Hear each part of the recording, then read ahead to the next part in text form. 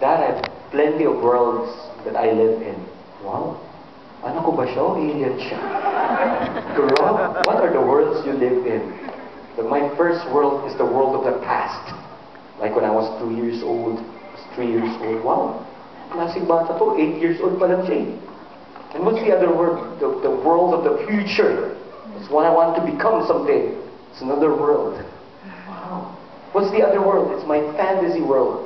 Where, that's the reason I was late coming here, because I need to buy our, kasi it's adventure time with him always. That's why I have, finally, there's a Finn. Finn and Jake. Kaming dalawa yun. So it's adventure time together. Yan ang anak ko. Tapos, sabi niya, and there's the reality world, like you and me, Dad. Dad, do you understand me? Sabi ko, no and yes. Why?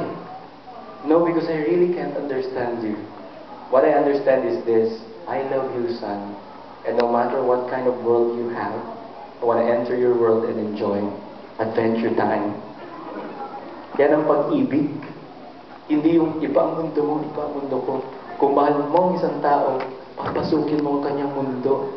At kikilalanin mo, you get to enjoy the new world.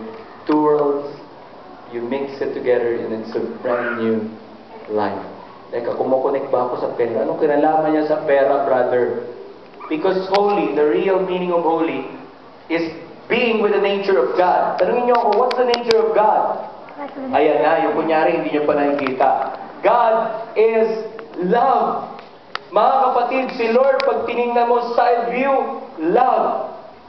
Tinignan niyo yung likod niya, love. Harap, love. Profile, love. Lahat love. Tingnan mo yung katabi mo. Do you see love? Or hate? Diba? Ganon. Ang Diyos ay pag-ibig. Okay. Ito na yung ating clue.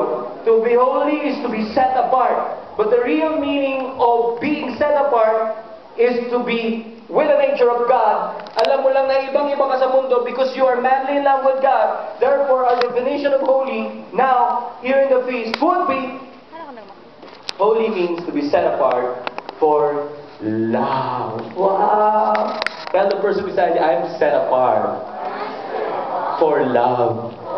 Dapat sa opisina, medyo hindi mo sila naiintindihan dahil kasi hindi po sila umaattend ng feast. Yes, I am set apart, but I'm set apart for love. I understand them and I want to pray for them. Huwag mong pababayaan maging weirdo ka dahil set apart ka. Dapat ikaw yung pinakamapagmahal sa iyong pamilya, sa iyong barangay, sa iyong opisina. Hindi ikaw yung pinaka-weirdo. Hold the hand of the person beside you and tell that person, you are set apart. You are unique. You are one of a kind. You are one of a gazillion. You are set apart for love. Palakpakan natin si Jesus Christ. Yes, that's true. At yan din ang gagawin mo sa pera. Kung alam mong kailangan mong magmahal despite your imperfections, oh my God, no matter how much money you have, it can be holy money. And this talk will reveal to you more about having holy money. Who among you would like to have holy money? Yan, salamat. I'm addressing the right crowd. Let's give a big hand to Jesus. Let's move on. Sign number one that your money is holy is if the purpose of money is love.